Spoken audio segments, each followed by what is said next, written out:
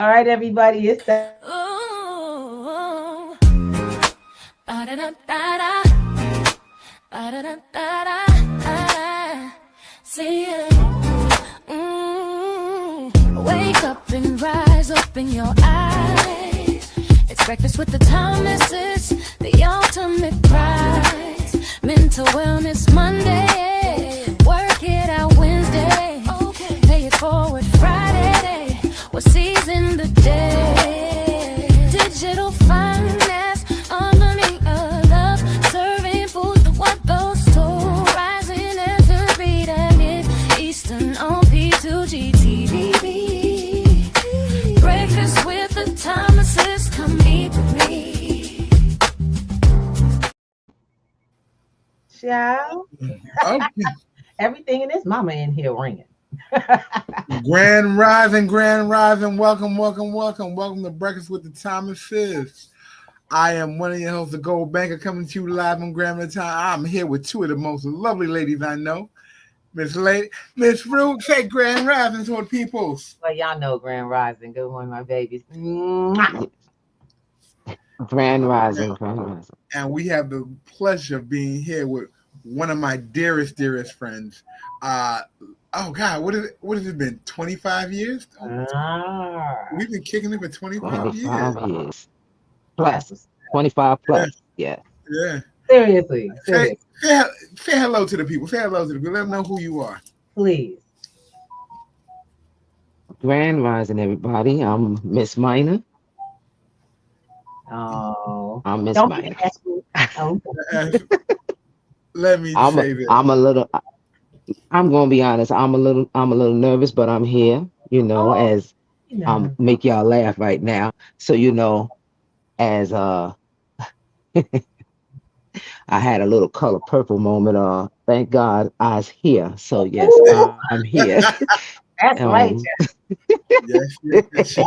Eyes here, honey. Eyes here. That's right. She is here, and it's going to be great. And look, I'm gonna tell y'all where I have coming from with this, y'all. We had a bit of a conversation on a show. Sister Mina joined us for about a minute. She came in on the show, and it was from the stereo side, and the conversation was so. I mean, for me, because it was an experience. I did not work with these two. Okay, I did not go to work with them every day, so they were used to the culture. And I got to kind of be a fly on the wall, if you will. Okay. If you will. I got to be a bit of a fly on the wall. And with that, you're blacked out. Don't worry, keep coming. Keep coming back. Okay. If you need to go out, back in, come on back in. It's all right. The platform will hold. Okay. Okay. Okay. So as I was saying, I'm Miss Minor. We've been friends for 25 years plus, working in corrections. And Minor, Your camera's off, baby. It's a black screen. Uh, You want to it's go on grab on it? my. No, it's on. We can't see you. It's a black screen. Uh-oh. I know, right? It's coming back. Don't worry, she'll be back. So Yeah. I want y'all to get a chance to really meet Miss Minor, because she came in for a bit of a show, and I was just sitting here like, wow, that's what y'all that work. Well, that and more, because Can you hear me though? we can definitely hear you, but we want to see Okay. you. So well, I don't. It's on my end. Let's get it. It's Let's on get my. it. Well, anyway, third floor conversations. That's what we're talking about today, which was a conversation that required respect, open-mindedness, honesty, forgiveness, and we talked about many things and truth. You take away from what you need. You don't have to actually do what someone says, but you can take their opinions and you take out the necessary information that you need and you apply it to your life the way you see fit. Amen. Yeah, no, that was one of the That's cool. what. I mean, that was one of the That cool was things. third floor. Yes. That was really cool about being on the third floor. And it wasn't just the third floor conversation really came about because people were coming in and out of the space and they were just doing all kinds of weird stuff. Mr. Thomas, you're off camera too. Oh, I see. I see. Let me see if I can get that back. That I know that's my leg. All Every time my leg hits this thing, it does that thing. Can you right. guys hear me still? Yes. Okay. Well, I'm gonna try to Did I get back come in. back up? Did I come back up? Not yet. I could, and it's interesting. So, am I going to be the only one on camera the whole time? Let me see if I can get back in here. Hold tight. Hold tight. All right. So, if we could, let's continue the conversation though, because there's Yeah. folks out there that would like to know what a third floor conversation really is. Mr. Thomas. So, yes. Well, let me put it this way. First rule of thumb is before you got into the third conversation, there was a disclaimer. If you got thin skin, you can't be in this room. All right now. If you got Absolutely. thin skin, you can't be in the room Mm-hmm. because this is not we're not gonna pat you on the shoulder. We're not gonna burp you because you're not a baby. This is grown folks here, and you know, if you decide to sit in this room and have this conversation, whatever comes up, You got to be you good. got to deal with it. And sometimes a lot of the conversations came up with was with Mm-hmm. you just dealing with yourself. Right. You can't you can't come to work with an attitude and drop it on everybody's lap and expect everyone to hold it for you. Or you go into the space of I'm not doing anything, or I'm responsible for doing everything. I'm going to complain about it. Wow. If you had to do it, you had to do it, because if you didn't get done, guess what? Somebody got hurt. So that was like the reality of the conversation. If you didn't step up to the plate for what you had done, even if the people around you were BSing, you held a line, and then you dealt with the conversation thereafter, and then people were brought into the room and like, this is what it is. We can't have this. Mm-hmm. This is not how it's going to work, because if you're going to be up here, you got to be part of the team, or you're not. And if usually, and Ms. Minor can tell you, if you weren't part of the team, you didn't last long either. You didn't last long up there because you couldn't stay up there.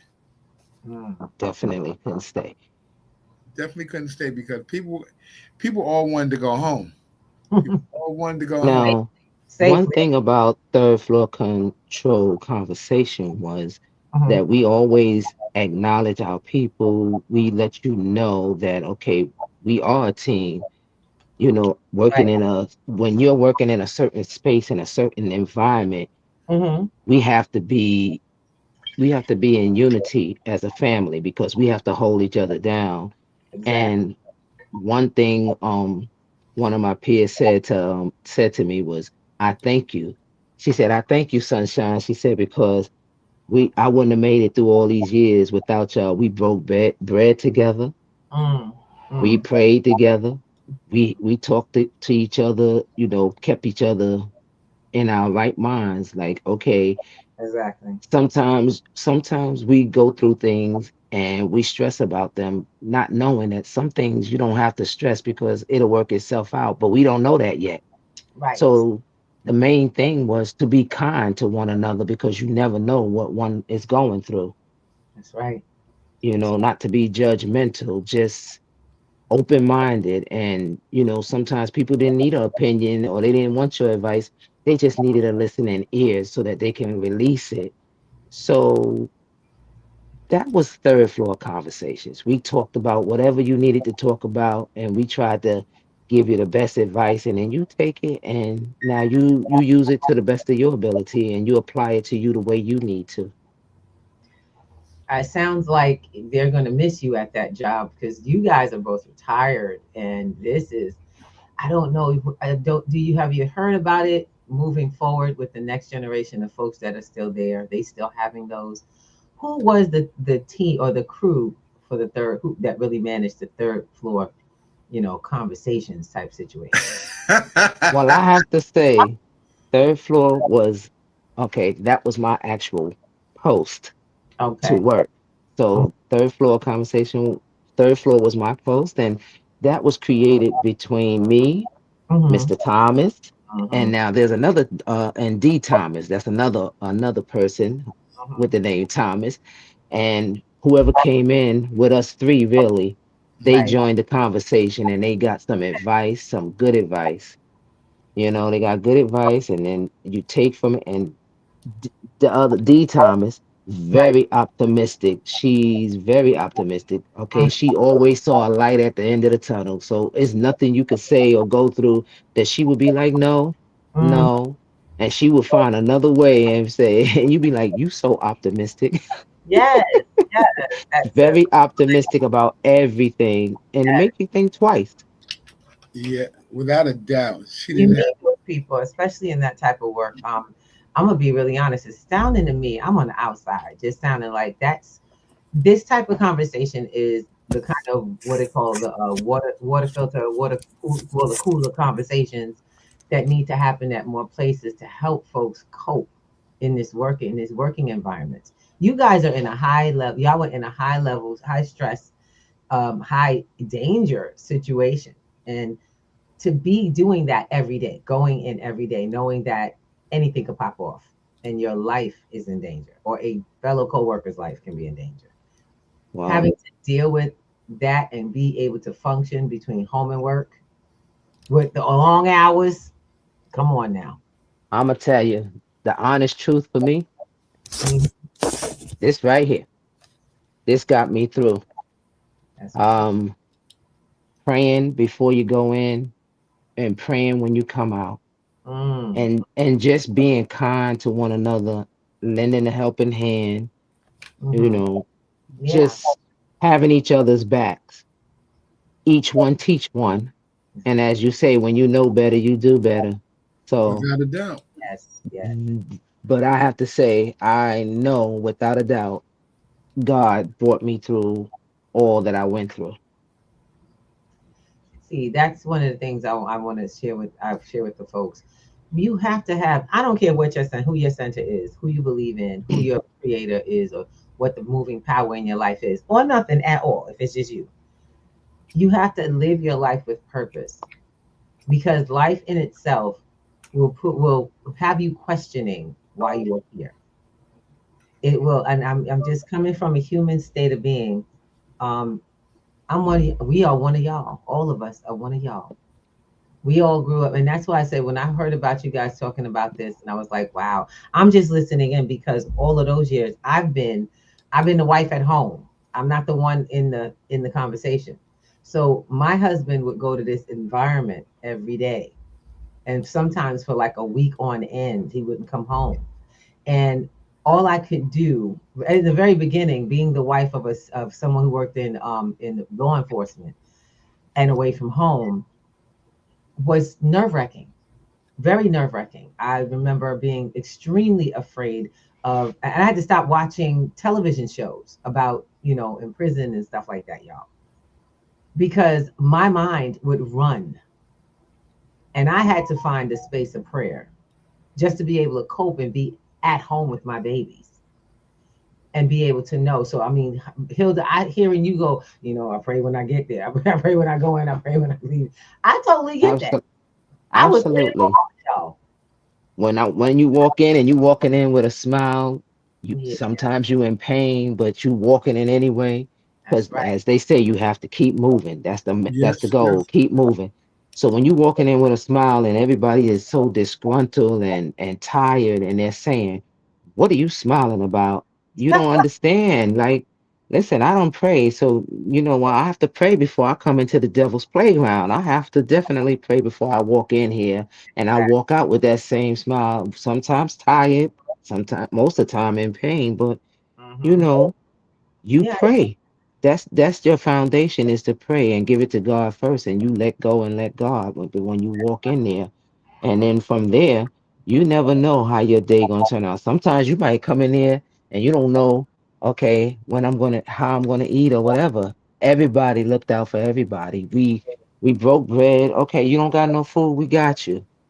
You know, you don't have money today. All right, I got you. We yeah, just have to have each other's back and make sure that we take care of one another because it's not easy. Like I said, there were conversations, mhm. financial conversations, What you really um, need to do. yes, Uh-huh. financial conversations, relationship conversations.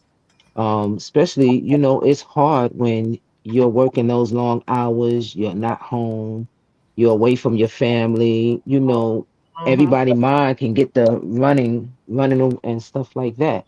So now how do you cope with that? Because that place and your coworkers and your peers became your second family. That's right. So look, speaking of second family, the other thing I had to learn about is the work wife. The work I'm gonna tell y'all right now, if anybody was my husband's work wife or work husband situation, it was Miss Minor. And let me explain something to you. That's not a negative connotation. There's a such thing as a person that's got your back at work. That's not like the person that has your back in the world at home. Yes, Um, indeed. Yes, indeed. and it doesn't, and it's not nasty. It's not meant to be handled, it's not to be taken in a negative or sexual way. It is a very much spiritual brother and sister relationship that I got your back. And there are times, what happens is we get this whole, I think we get the TV romanticized version of that, and it's completely, it's just completely It's a distorted. farce on TV. It's a farce. It really is. But the situation is who, I want to ask some of these folks that got these jobs. I know some of y'all are heading out to work now. Who's your work wife? Who's your work husband? Who do you guys work to make sure the day gets through, you get through the day? Because you need that. You want to always, I'll tell everybody all the time. I'm good to people because I'm always praying that someone is being good to my people in the world. I have no problem sharing and caring for other people's family members. Why? Because somebody in the world is caring for mine. It's karma. It's just how we do. It's that yin and yang that you want to create for your life. And these guys, I tell you, Miss Hilda, you've been like a sister to me from afar. Every time he come in, he talks about all of y'all, what happened today, what's going down. And I'm like, okay, really? To me, it's like a story. it's like a telenovela. Definitely.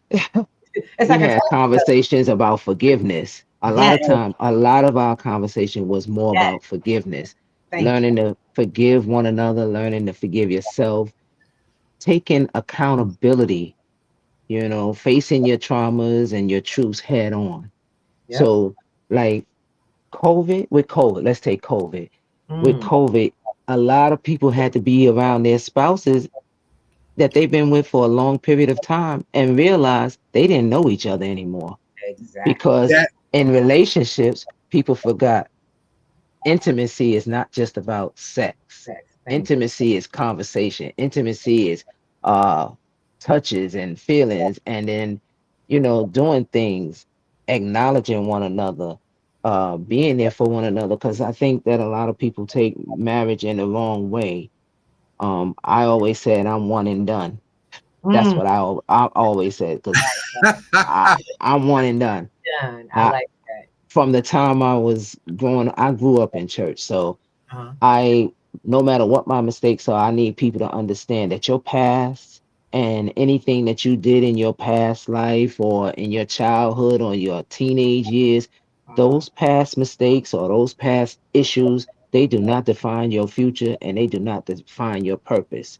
not So just know we went through things and it taught us how to get through them. It made us stronger.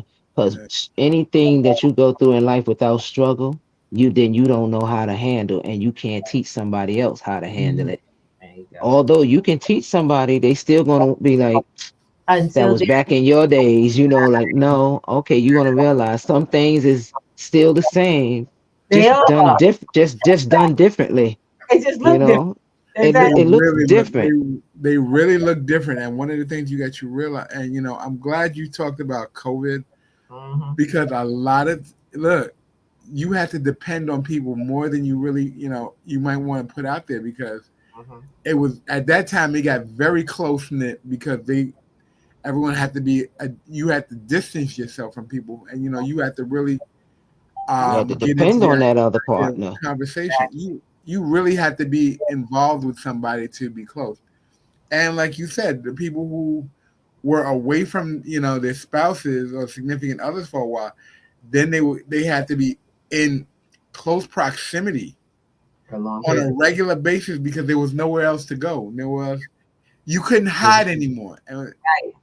And And then I say, what and I happened? say to people that in relationship, there's a love-hate relationship because you go through stages. Oh yeah. I love you. I hate you. I dislike you. Now, hate is a strong word, but it don't mean like I hate you. No, I might dislike and hate some of the things that you Yeah. do, Right. and it's hurtful. Mhm. So men and women handle things a whole lot different. We endure a whole lot, and sometimes men didn't understand it, and that was our conversation in third floor control for me Mm. and my brother, Mr. Mhm. Thomas. I had to show him the perspective or explain the perspective of Uh, how a woman was thinking, so that he could kind of understand more where the woman was coming from and why she was why you think she would do that. Well, why, why? Let's get to the why thank and have a better understanding, you know, of you. Right. we don't do things just to do them, and we don't say things just to say them. There you We go. want to see we need a reaction. Not only do y'all want to feel safe, protected, and secure, we do too. Mm. We want to be acknowledged and everything. It's not so much nagging because we're not trying to be your mom. We're not trying to be your mother. We're in a relationship. We're Mm. your help. So That's some real talk right there. And I just want we still got to just make sure we reach out and acknowledge the people on.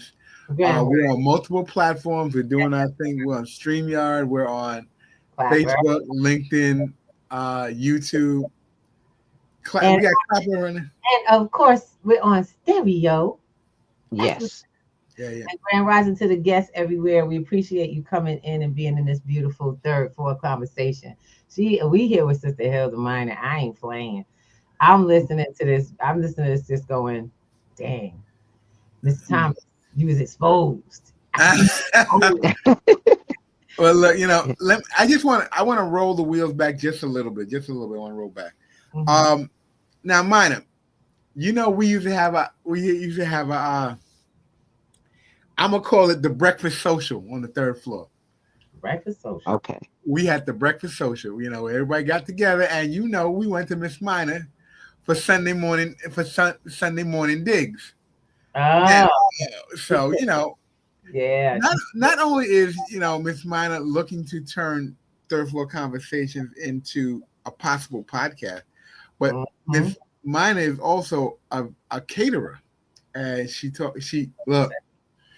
put her foot into many of things in that building. Many of things got put. I remember the food brought home. Thank you so much. Thank you. You're welcome. Yeah. Looking for the new ones. Let me know when you're ready to start again. And So, it Miss all Minor, now. just tell us a little bit about your Mhm. Your personal your food endeavors and where they're going, where they're at right now. Mm. Right now, my food endeavors is on hold. That's on Okay. hold right now. Um, but my food endeavors came from my father. Mm. God rest his soul. That's one thing. At 9 years old, he's like, "You're gonna get in this kitchen," and it was Oh, like showing you how to make homemade gravy. It started out with homemade gravy, and then learning how to make rice, and learning how to make certain things. It went from eggs to this and that, and how to clean your meat and things like that. So okay. it became the love of cooking, Yes, and indeed.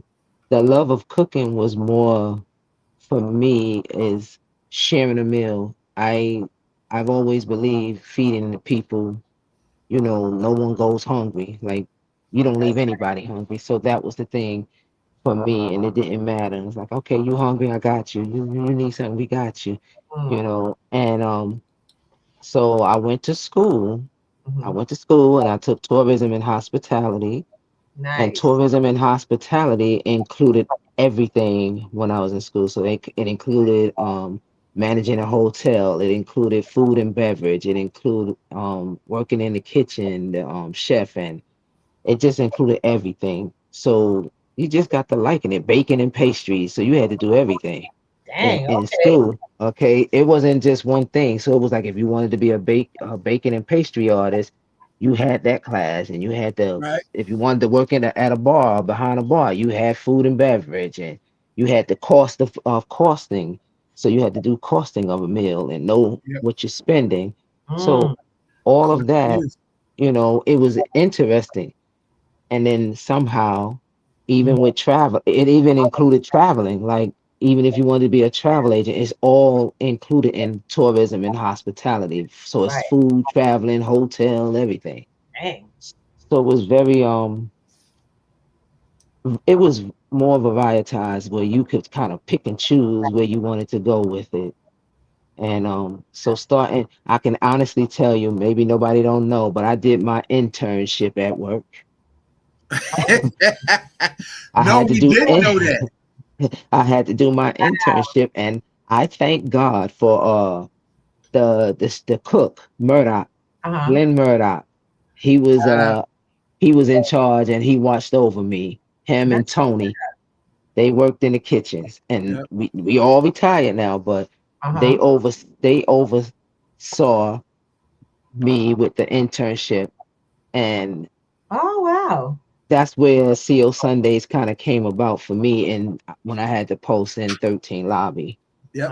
Ah, So as I was doing all of that, uh-huh. they gave me this nice blue apron and hair nets, and they said, "Okay, we're gonna give you these middle ovens right here, right in the mess hall, Right. right in the mess hall. I will have the middle ovens, and on Sundays we would have bacon, pork bacon, turkey bacon, beef sausages, pork sausages, pancakes, waffles, eggs, home fries, you name it, bagels, Anybody else get orange juice, coffee, cheese biscuits, oh, definitely the cheese biscuits, sage sausages. We would have all those different things that we would cook and everybody could eat, and everybody would be like, so how much I gotta give? I say $5. Because that's $5 replenishes when we need to do it again. that's Yep. right. A- That's right. I And love it. that's how it got started. It actually started with just some bagels, coffee, juice, and tea. And it That's just got bigger and bigger and bigger. And everyone started Um, adding to the kitty. Everyone started and I adding. could tell you, and every Sunday you wouldn't find nobody calling out on a Sunday, because on Sunday they would say, it's ah, TO Sunday. They would say, can I get a swap for Sunday? They say, no, I'm not giving up Sunday. It's TO Sunday. You can have any other day, but not Sunday, because we would all break bread together, and it was unity. face. Not only me, we also had Officer Barton. She been doing it all the holidays, and Oh, gotta give her flowers today, because she made sure we ate every holiday. Every You when had Martin had it thrown, we threw down on the holidays. You wouldn't even like. absolutely everybody would bring in a dish. So if you wasn't at home for the holiday, everybody would bring a dish, and we all ate. It made you feel like you were still with family, and you still ate, and it kept you sane. You Yeah. like, you didn't miss out. Begins with the extra dish that went to the job. Mr. Thomas he would cook our holiday dishes, and we would always have one dish that he had to make that he contributed so that people would eat at the job. Guys, let me share something with you. When people are in for a and I hate to say, when they're in for the long haul, they go in like family, and it makes sense. I wish to see this happen, and I want y'all to get the feeling of what they created over the years before they retired. You can do this at your job, because most people are just waiting for somebody to reach out and say something like, "How's things really going with you? Mm-hmm. How is life really treating you? What you doing about it? What's your Right. contribution?" And actually hold you accountable, and you be held accountable. Can you imagine third floor conversations, these communities that y'all built? This was a culture you all built. Y'all know that, right? Yes. We was talking about COVID and y'all people coming home. Do you know what the problem was? The problem with COVID is that you spent most of your time building a culture your spouse didn't live in. And so Mm. you finally got to go home and realize you needed to build a culture at home that was Correct. just as connected as work, if not more. And I'm Very true. Very true. like, wow, I get why So many people. I get why the divorce rate went up after COVID. It's like I want to go back to work. I need to get back to my real It, world. even with the kids, people was they didn't want they had to know their kids, and some people honestly just didn't want to accept the fact your kids from the time they're in Yeah. your stomach, So while you sitting there sending them to the schools, and always remember that you are the first teacher for your children. Thank you. A lot of You are times the first teacher. Take on their responsibility again, and kids were kids yeah, were a responsibility that most people didn't see. They shipped off to school, they got shipped off to daycare. we all spend You most were of the paycheck that managed it all, and you were like, I'm good. If I gotta go to school, there's gonna be a problem because then you're cutting into the money that I need to make sure that everything's done. yeah, that was Okay. my father was like, wow, So And that was the reality because with COVID, the reality and I even faced it. I realized, wait a minute. I didn't know a lot of people I lived in a neighborhood and I didn't know anybody. It was like I would come in at like 1-2 o'clock in the morning, and everybody, the only person I would see is probably somebody walking, either parking their car or getting ready to go to work because they worked for sanitation. They were getting up for the 4 o'clock shift. So those are the only people I saw for almost 20 years. And now it's like I'm home now and I'm with my wife and I'm getting to know and it's funny that I say it now, but I'm getting to know who my wife is even after COVID, because all that time I was up north, and I say up north like it's a far place, but you're passing ships in the night, and all you do is meet up and you check in and you make sure everything is taken care of, or if it's not taken care of, how can we take care of it? And I learned some of this. I learned some of this on the third floor. Because you realize somebody is managing the fort when you're not there. The fort is being managed. Right. So you can't say you don't have anybody there, even if you guys were going through something. The fort is being managed while you're gone. That's So right. you have to really acknowledge the person. And a lot of time we take for granted that we go to work and you're like, oh, I'm the breadwinner. I'm this, I'm that, I'm that. If the breadwinner has no place to call home that they can lay their head down, there's a missing there. And if you don't feel comfortable at home, why are you doing all that you're doing? And that opens up some conversations that you got to really look at, like, hey, am I building a relationship here, or I'm passing through and it's a holding pattern because I don't know what else to do? In my opinion, most people are just managing processes. And that's the thing. You're not building a relationship is something that we forget that has to be cooperative. You got to talk to your spouse. You got to make it a personal point of doing that and stop waiting for somebody to say something first.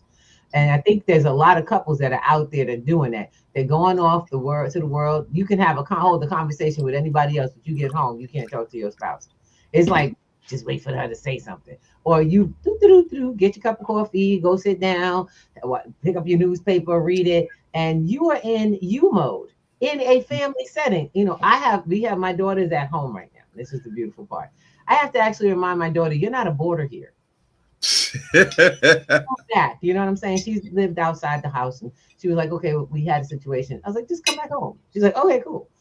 But I sometimes have to remind her, you have to speak to us in a day. And I'm like, yeah, you gotta say something, not wait till we say something to you.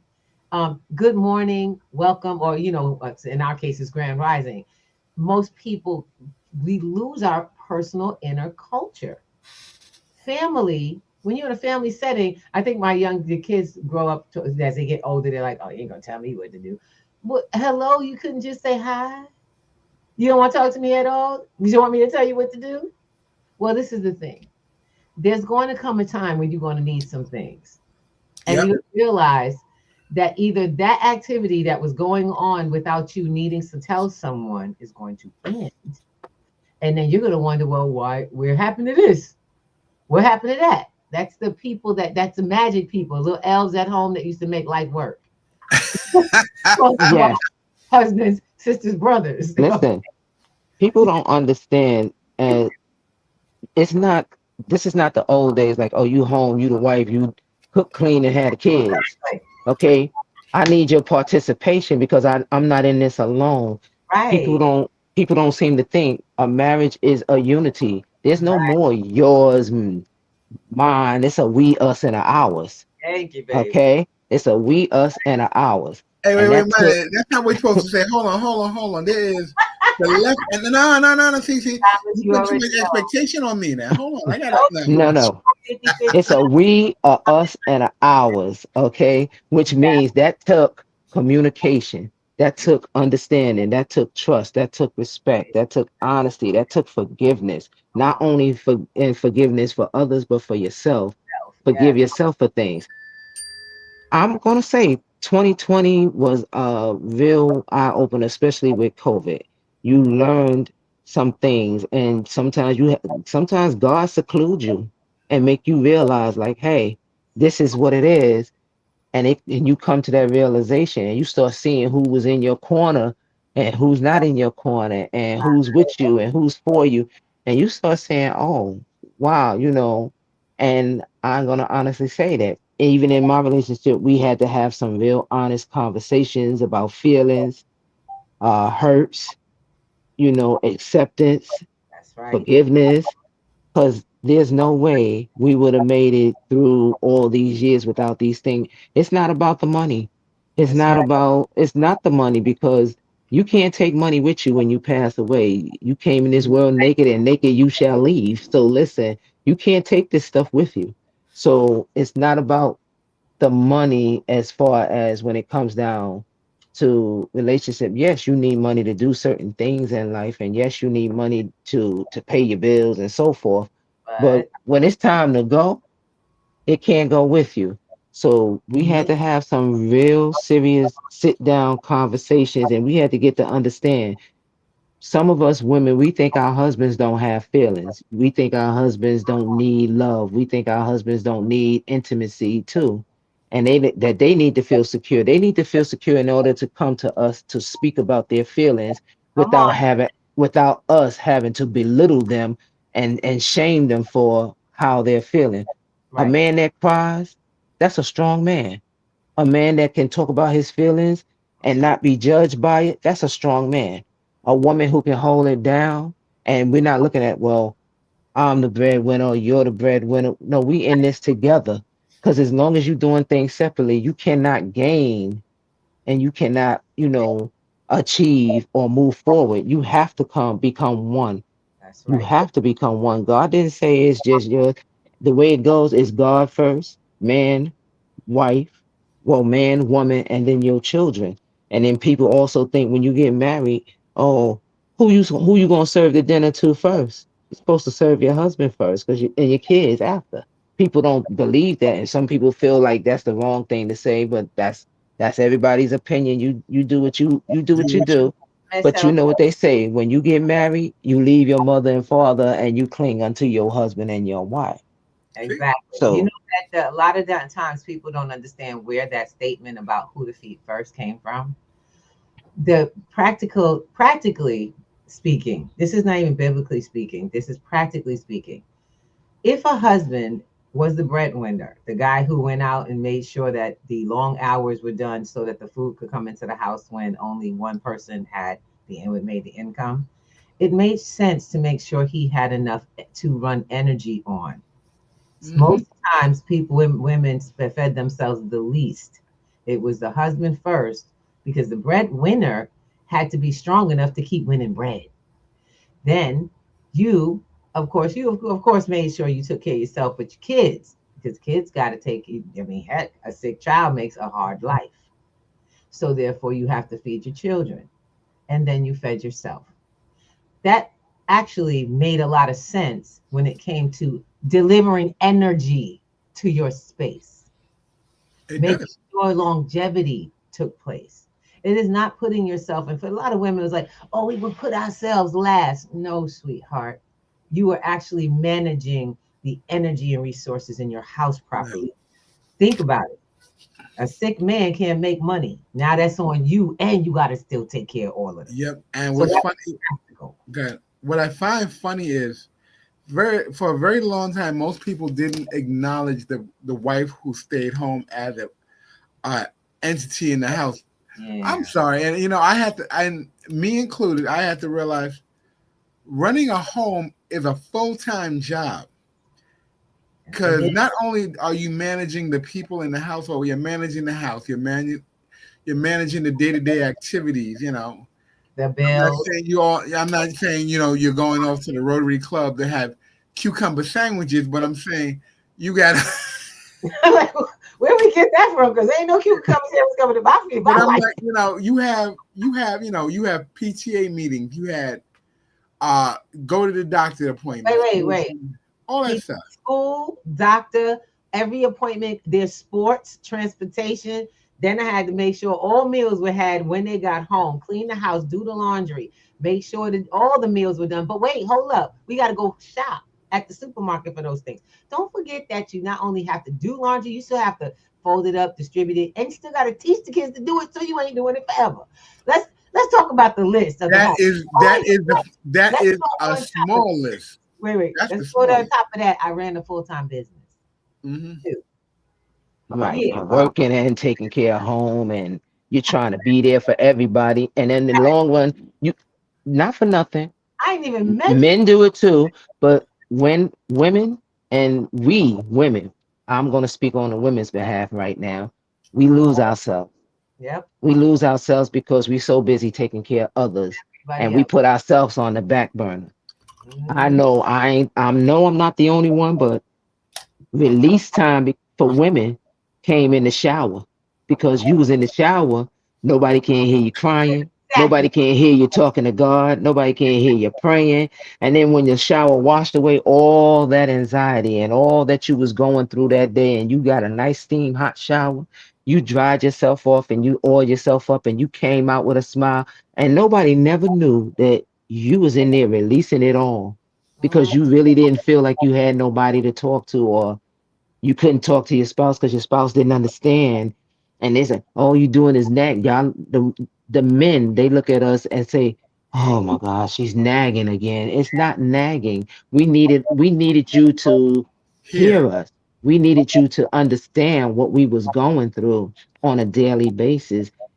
Us trying to be strong for y'all, but who was being strong for us? Right. And that was a part of the third floor conversation that me and my brother would have, that you have to look at both sides. You can't just say, oh, and this, and she did this.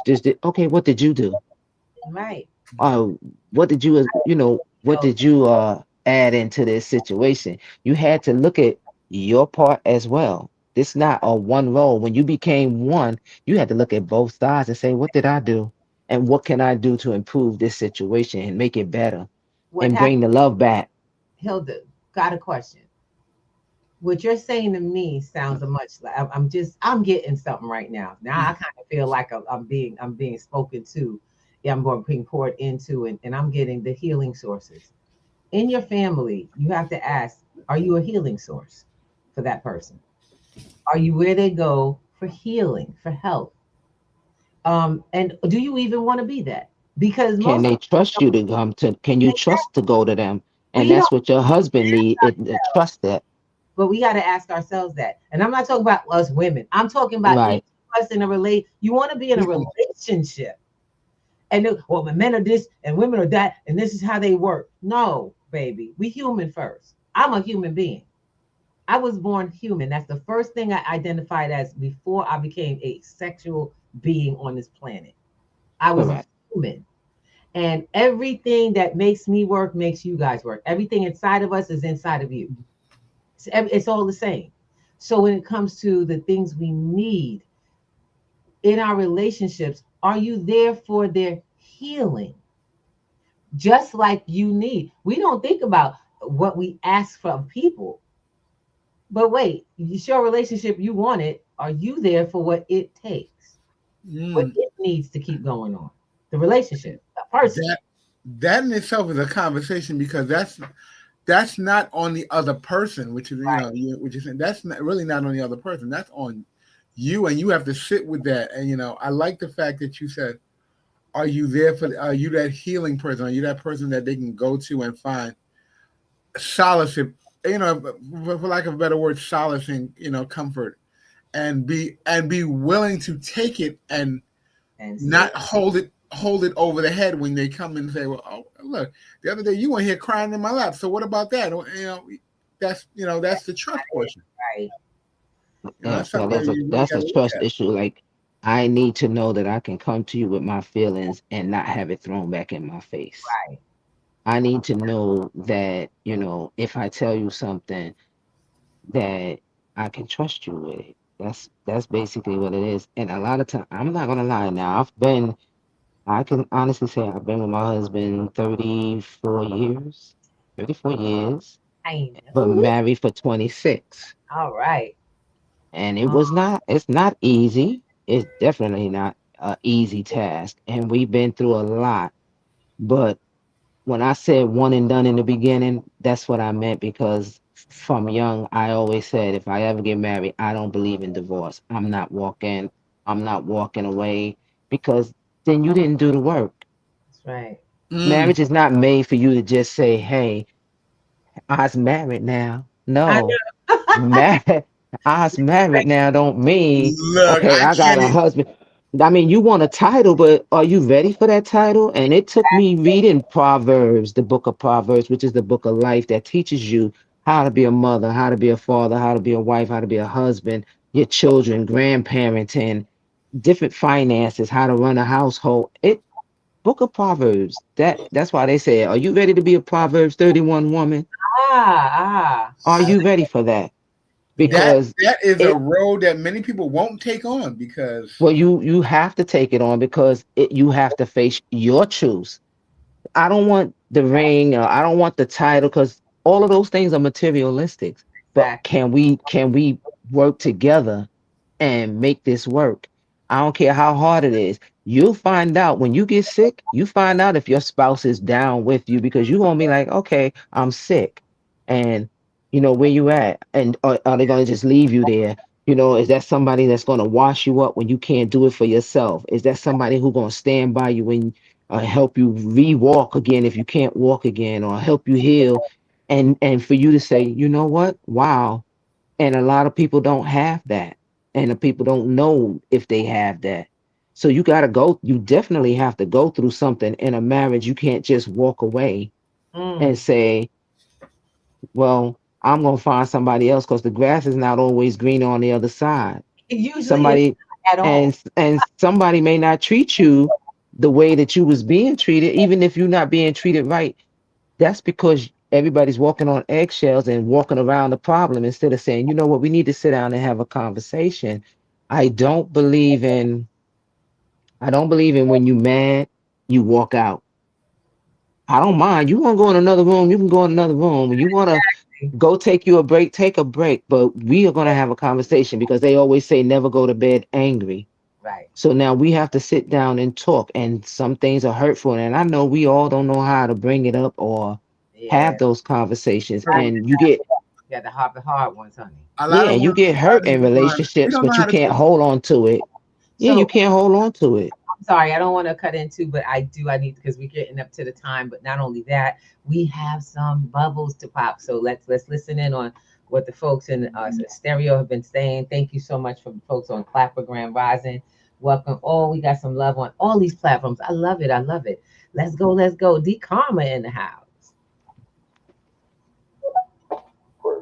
Great risings, Miss Ruby, the gold banker, and the other female voice that I hear.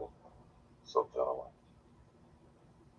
Um, I, you know, I wonder, because as a man, we do take care of things a little bit differently, but Mm-hmm. we can put ourselves on the back burner at times too, Mm-hmm.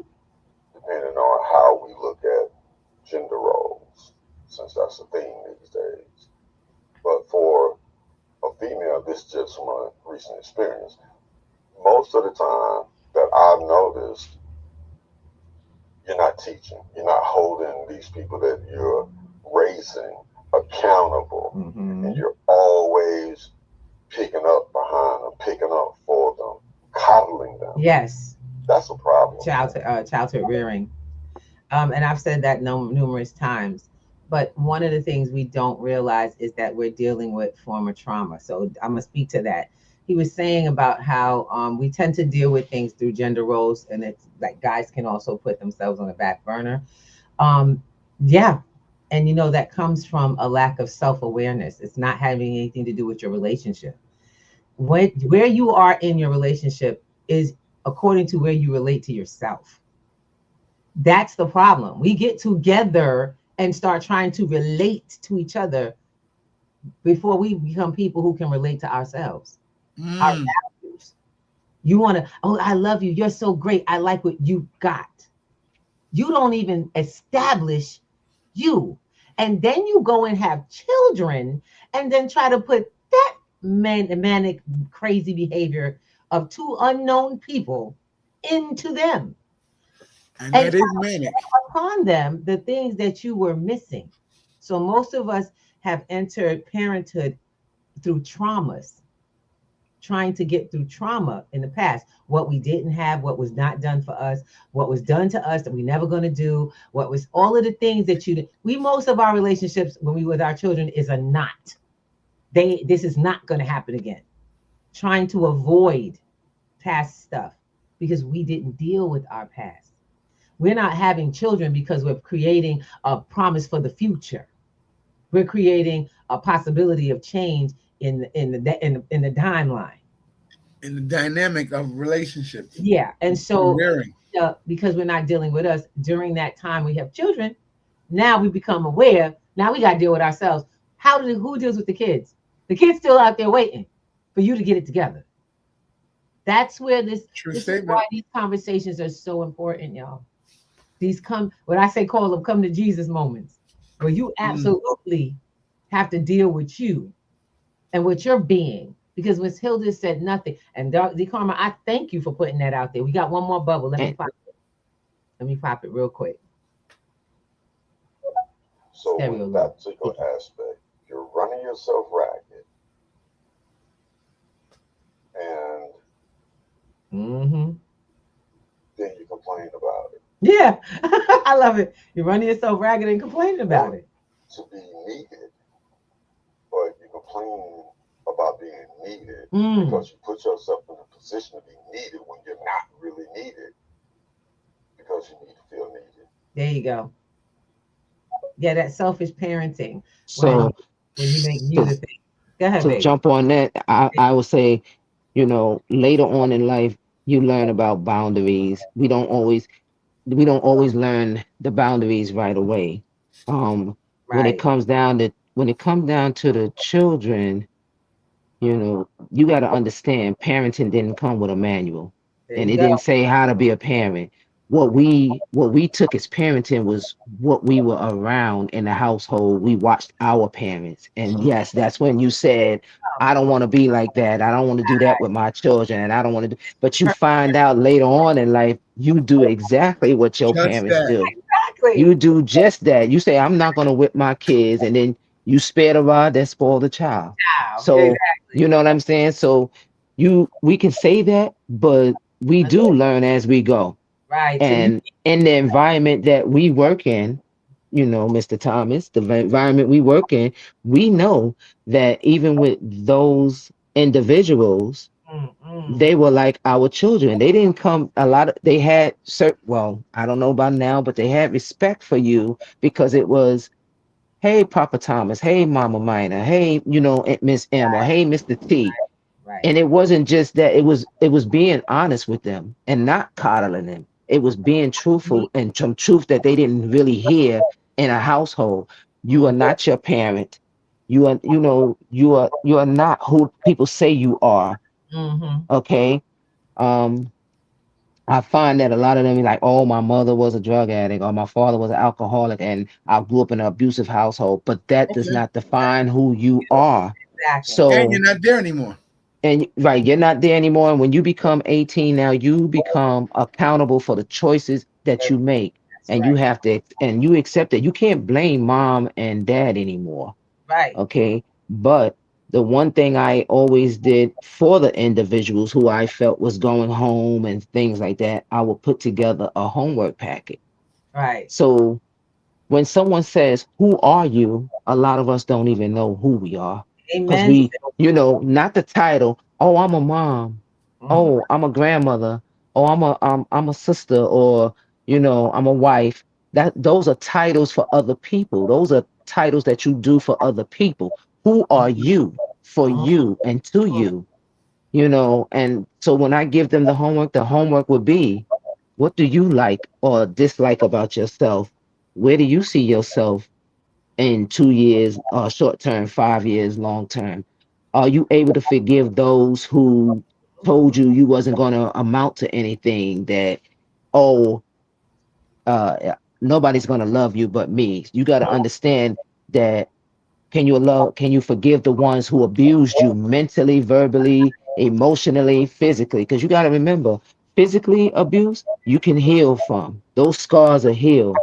But when somebody emotionally, mentally, and verbally abuse you, that's hard to come back from. Right. Right.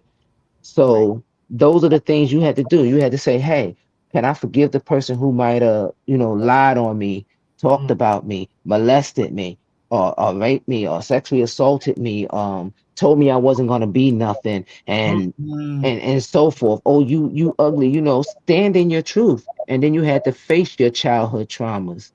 You had to understand what your triggers was, what triggered you to behave a certain way or to act a certain way. So this way, you start to heal yourself and stop looking to others to heal you, because you got Mhm. to remember, you are your happy. Nobody else can make you happy. So don't Right. say, well, That's I'm not happy because he doesn't make me happy. He's not supposed to make you supposed happy. to. She's Exactly. not supposed to make you happy. You're You are the supposed to make Indeed, source. yourself indeed. happy. That's right. Make yourself happy, and then y'all bring that happy together. And now you work it out from there. Like, I don't expect you to do everything I want to do, and you shouldn't expect me to do everything you want to do. But we can do some things, and you got to remember, when I said there's communication, understanding, trust, respect, honesty, there's also compromise. You That's have to right. compromise, because we can agree to disagree. We Yes, can we can. agree to disagree. So when it come down to children, it can't be. We know children manipulate all the time, Yes. so it can't be. I'm gonna ask mom because dad Uh, said no. I'm uh, gonna ask dad because mom said no. What should be happening is they over here mom should say, "Did you?" Mom should your say, mom "Did you ask your father already? with your And father. what did your father say? And did you ask mom already? And what did mom say?" Look, You're been trying to there, play done us that one. against each other. Yeah, you're playing us against each other. Because So, they see how y'all are. right. And they They say, well, one's a yes and one's a no, and this and that. You shouldn't argue. You shouldn't talk bad about the other parent. That's for the child to form their own opinions and things. You teach them independence so that they can go on and do things that they need to do. yeah. But when you at work 16 hours, 12 hours, even 8 hours, and mom is home and she's taking all this on, so, it's like, oh, dad is just in yes mode, or dad is home and mom is working. Then mom is just in the yes mode. Exactly. It's Exactly. because we get that guilt feeling of saying we not there. So you know what? All right, yeah, baby, go Yeah, go ahead. ahead, do that. And it's not supposed to be that way. You're supposed to say, hey, honey, well, what happened? Did you say it was okay for such and such and such? Because now you stop the manipulation. And That's you right. now the kids have to learn to respect the parents and the decisions, and we have to learn to respect our kids as well. Mm-hmm. Okay, children ought to be respected as well, and the Bible teaches you that too. You're not supposed to Treat your I children I with can't, right, you're not supposed to I can't even think of the right word, but you don't annihilate them. you exactly. know you're not Exactly. supposed to. Right. You're supposed to teach them. That's what he gave you the children, so that you can teach them, Learn as them up. and things like that. So I So understand these days parents are acting like they're afraid to do what they need to do as a parent, and now the government takes over, because you got to remember, the government comes in and says, "Oh, we own the children." yes. Now So that's Yeah, a if you don't go, you that's a gotta whole nother topic. slow But you I'm down. just saying, yeah, let's yes, not go that's down a that road. Ooh, yes, Lord, that's a that's whole another topic. I love talking about that to help people But on the right. you have to understand that when you have these children, you have to be honest with With them. You you have to got be honest with them and make them accountable and have them learn. that's And right. parents are not doing that. You're afraid. They're afraid now because of certain things. So I get what you're saying. I get Yeah, what you're saying. yeah, absolutely. I'm gonna be honest. I get what he's saying as well. We discovered this on the road. This is not Mm-hmm. something that you take on right out the bat. If this has never been something, and this is what we have to recognize. These are generate. This is all being passed down through generations. And as we get older, we are supposed to get wiser and stronger, faster as well. And I'm loving Right. that we're here to have these conversations. So maybe there's a young parent out wondering, oh, my kid is wilding out. That's because you are allowing wilding out as a state of being. Wilding out is allowed. In my household, there was no allowance for that nonsense. There was, look, there's a lot of allowances nowadays that these young people get that I didn't even heard when I was coming up. But you have to take responsibility. First, find out where that comes from. Where Yep. you not really your kid. We want the best for them, but you don't want them to struggle. And that doesn't make any sense because what made you so strong and resilient was your struggle. You have to give them a chance to be the human beings and determine or discover the human beings that they can Mhm. be.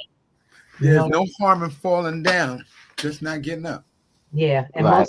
most of them, and I think that's what he was speaking to, where most of the young people out here living in their parents' house, and this, I said, well, yeah, depending on how you're living there, and that's why I said I had to share with my daughter because it was like she went out, and when she came back, she forgot how we do things.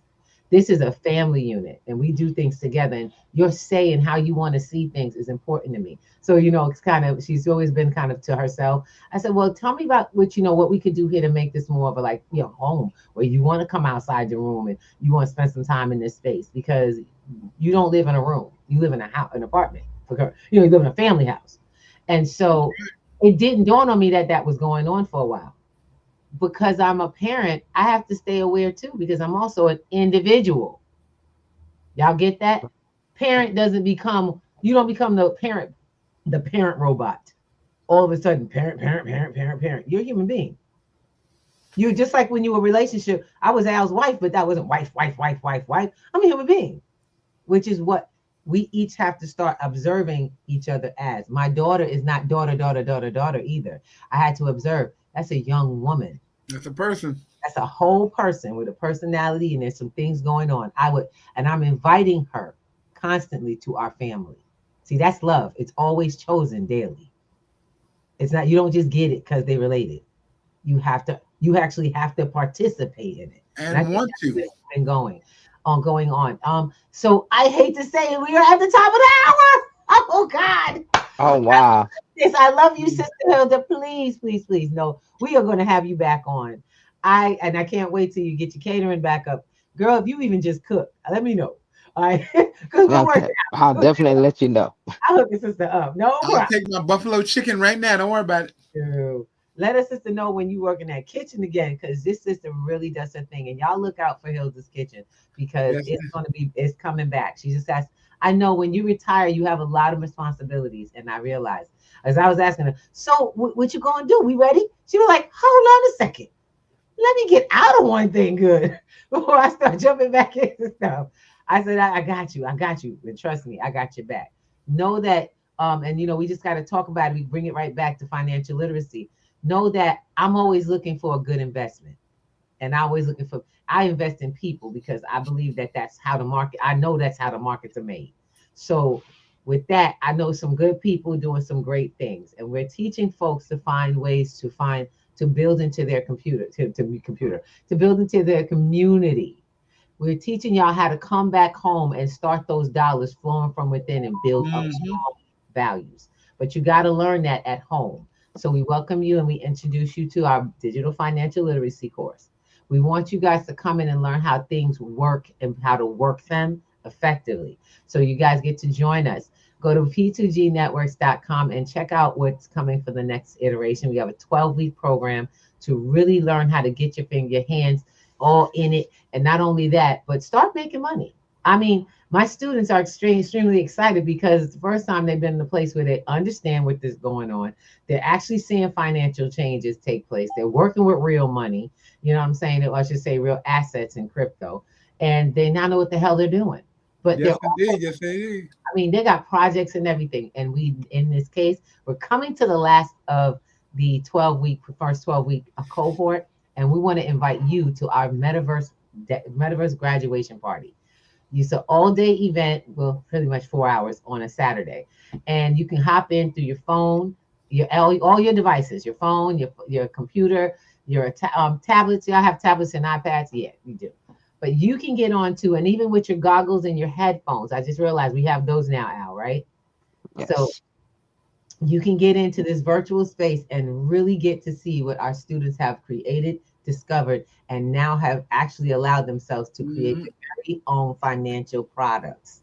Sure, you can even go into the metaverse with, if you got those, what do you call those glasses, the VR glasses? That's what we're talking about, the VR glasses.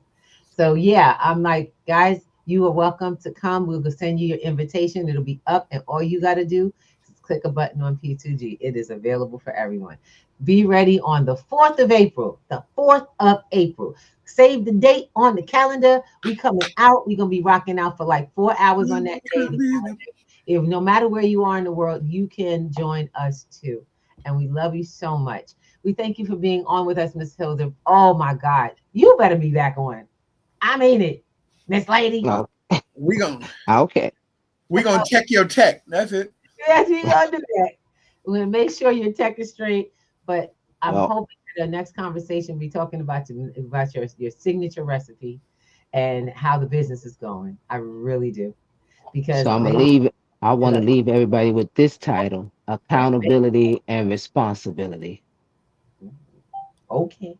Okay, third floor conversation coming back. Come on. I guess we are. Accountability and responsibility. Welcome to the new podcast. We got you. Love it, love it, love it.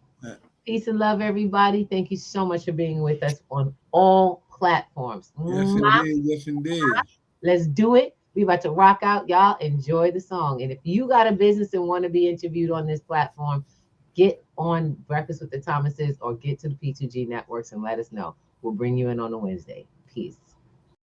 Ooh,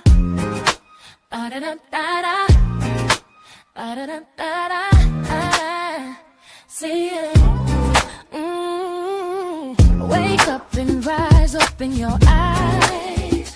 It's Breakfast with the Thomases, the ultimate prize. Mental Wellness Monday, work it out Wednesday, pay it forward Friday. We're seizing the day.